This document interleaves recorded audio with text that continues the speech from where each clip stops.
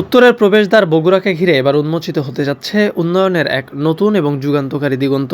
দীর্ঘদিনের বঞ্চনা, অপেক্ষা আর প্রতীক্ষার অবসান ঘটিয়ে উত্তরাঞ্চলের সাধারণ মানুষের স্বপ্নের মেগা প্রকল্প অবশেষে বাস্তবে রূপ নিতে যাচ্ছে। সবকিছু ঠিক থাকলে আগামী 2027 সালের জানুয়ারি মাসেই পুরোদমে শুরু হতে যাচ্ছে দেশের চতুর্থ আন্তর্জাতিক বিমানবন্দরের বিশাল নির্মাণযোগ্য।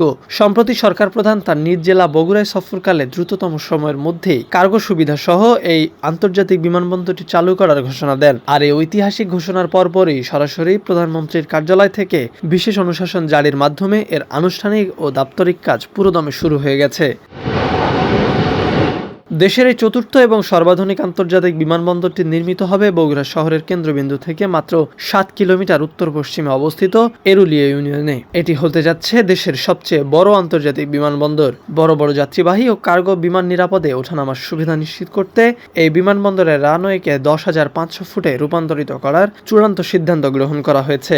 বিপুল আয়তনের এই মেগা প্রকল্পের জন্য মোট 1200 বিঘা জমি নতুন করে অধিগ্রহণের প্রয়োজন হবে। অধিগ্রহণকৃত এই জায়গা এবং সুদীর্ঘ রানওয়ের মাধ্যমে বিমানবন্দরটিকে দেশের অন্যতম প্রধান একটি এভিয়েশন হাব হিসেবে গড়ে তোলার সার্বিক প্রস্তুতি এখন সম্পন্ন হওয়ার পথে।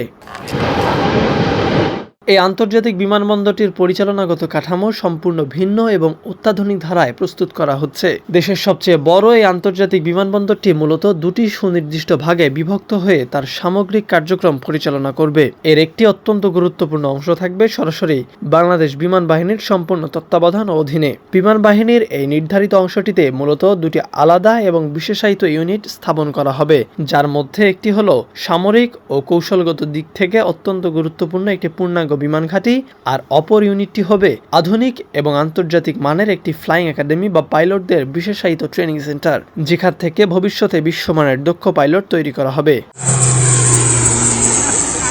বিশাল আয়তনের এই মেগা প্রকল্প বাস্তবায়নে আগামী 3 বছর মেয়াদী একটি সুনির্দিষ্ট ও সময়বদ্ধ পরিকল্পনা গ্রহণ করেছে সরকার। এই বিশাল নির্মাণ প্রকল্পের প্রয়োজনীয় আর্থিক ও কারিগরি সহযোগিতার জন্য আন্তর্জাতিক অঙ্গনেও এরই মধ্যে ব্যাপক যোগাযোগ শুরু হয়েছে। ইতোমধ্যে এই মেগা প্রকল্পে বিনিয়োগের জন্য চীন, দক্ষিণ কোরিয়া এবং ওমান সহ বিশ্বের অর্থনৈতিকভাবে শক্তিশালী বেশ কয়েকটি দেশের সাথে সরকারের অত্যন্ত ইতিবাচক আলোচনা চলমান রয়েছে। খুব দ্রুতই এই বিদেশি বিনিয়োগকারী দেশগুলোর সাথে চুক্তি সম্পাদনের মাধ্যমে আর্থিক খাতের চূড়ান্ত রূপরেখা নির্ধারণ করা সম্ভব হবে এবং নির্ধারিত সময়ের মধ্যে নির্মাণ কাজ সফলভাবে এগিয়ে নেওয়া যাবে।